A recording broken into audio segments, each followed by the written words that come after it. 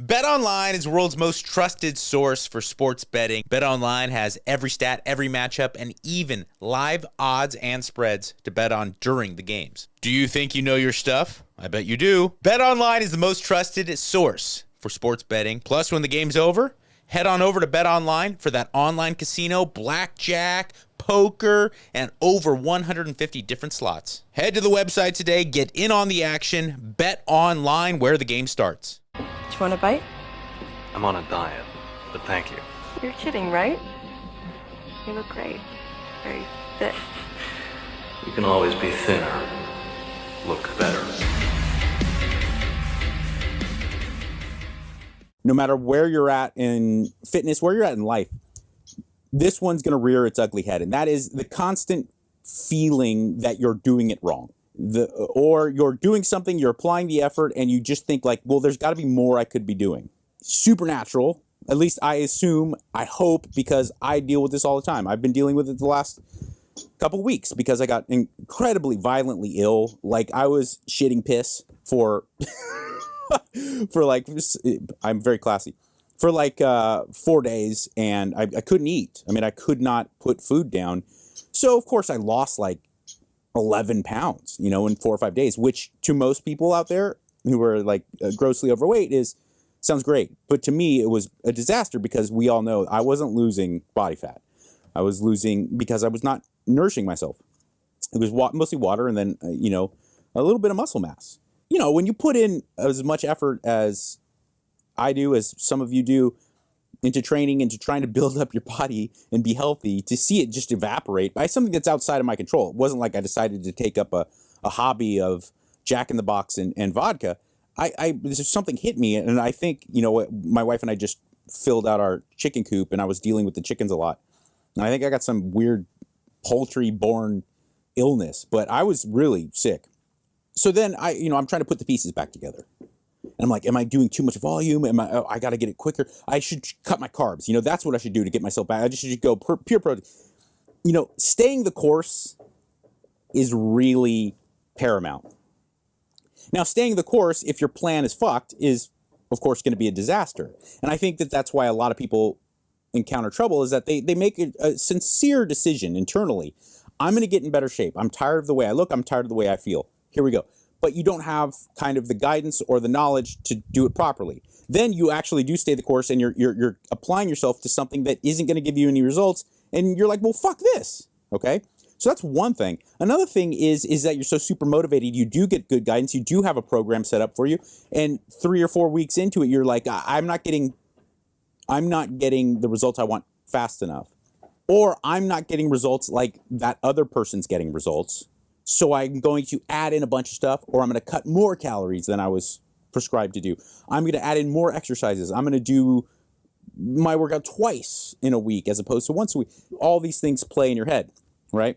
I will tell you, beyond a shadow of a doubt, and this comes from my own personal experience and from working with people, working alongside people, high-level athletes down to regular Joes, you will make that kind of life-changing transition, the progress that comes where you internally, which is more important, and everyone around you will notice and will see the difference in you. And I'm not just talking abs and biceps. I'm talking about the difference. When you make a difference in your life, when you internally transform something inside of you for the positive, it comes from consistency to doing a very simple, very well curated collection of things, not from constantly adding in or subtracting elaborate stuff. Okay?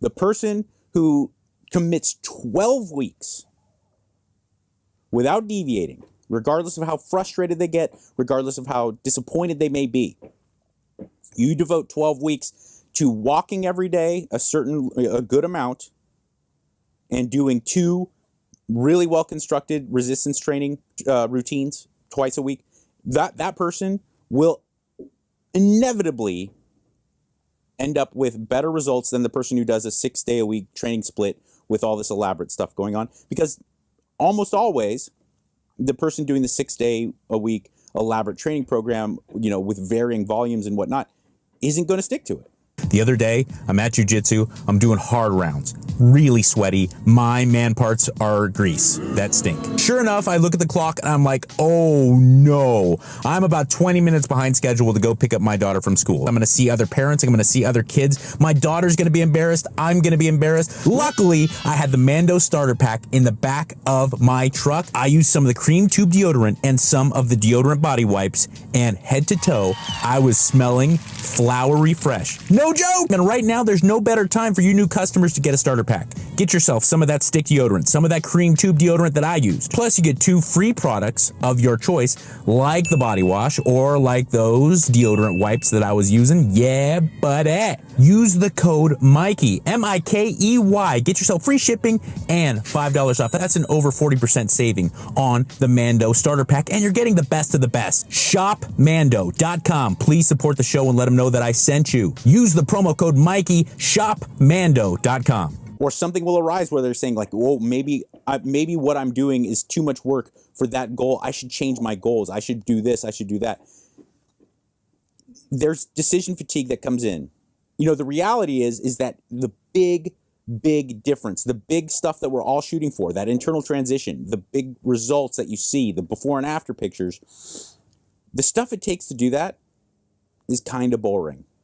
I saw a YouTube video the other day of Kobe Bryant, God rest his soul, talking about training and talking about his life and talking about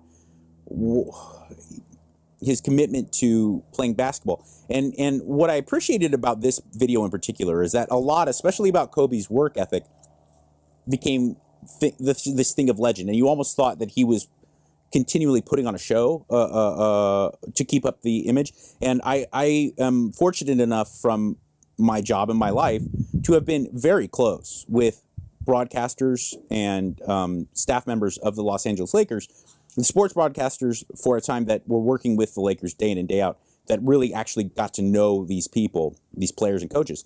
I'm close personal friends with a good collection of them. So all the lure of the legend, the mystique of Kobe Bryant, it was totally true. He was showing up to the gym way earlier than everybody at every point in his career. He would leave later. He was the most driven person that anyone had ever encountered, who had not, spent time with Michael Jordan. Kobe Bryant, it was totally legit. But Kobe was talking about his life, and he was talking about his training protocol and everything. And he was describing how it's not the sweat that he had to deal with.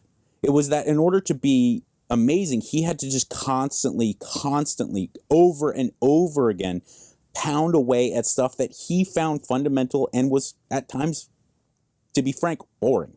Hitting that elbow jumper over and over again, at the baseline jumper, just drilling transitions, putting it through the legs and just working on agility off the dribble, elevating on the jump shot, free throws. He wanted to do these kind of elaborate, YouTube style dribbling sequences, work on that and dunk and all that. That's fun, right?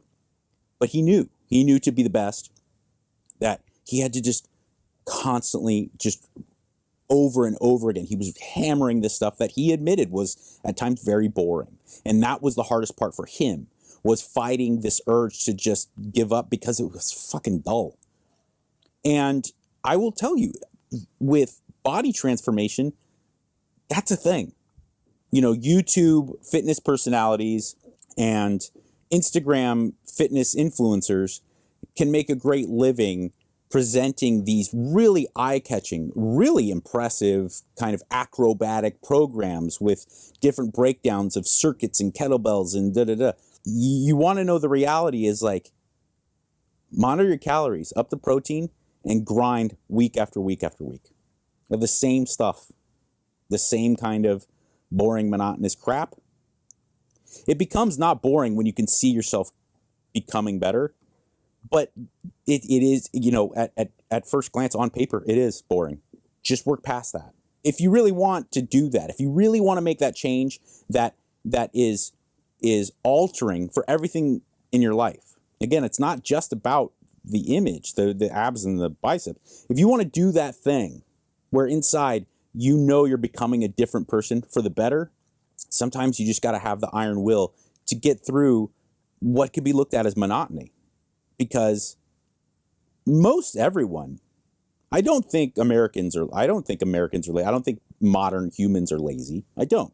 Sure, I know some lazy fucks, but I don't think it's this resistance to getting off the couch because you hate sweating. I don't think it's resistance to going after the job that you've always dreamed of, or writing the script you've had cooked up in your brain. I don't think that resistance comes from laziness, a lack of work ethic. What I think it is more than anything is that it takes so much fortitude to push through continually doing the shit that you know isn't going to be all that pleasurable, and to just continue hammering away at it. I had that problem so deeply when it came to jiu-jitsu. I wanted so badly to be, Romulo Barral. I wanted to be Marcelo Garcia. I wanted to be able to throw people in my guard and just effortlessly elevate my hips and choke people and fucking break their arms. I did. And then about 3 or 4 months into being a white belt and going in there, I was like, oh man, I got to continually do these shrimping exercises, and I got to have people smash me and work on my defense. And it's kind of boring. Like, I thought this was going to be super fun, and I was going to be flipping around doing flying arm bars. After the 300th time of doing the traditional Gracie get up, I was like, I don't know if this is fun. I don't like it. And I had to do something internally and to take time off here and there. And I finally came back and I was like, no, let's just do it. And then one day, after about a year into being a blue belt, where I actually started to have fun with it because I bit the bullet and worked on the things I needed to work on. And it was not, oftentimes, most of the time, it was not fun. But, that's just one thing that I would like to address. It's don't get all panicky. Commit to doing something with consistency. That may not seem like it's the most challenging. It may not seem like it's the most stimulating, but the results typically are at the end of that journey, where you just have the guts to stay the course with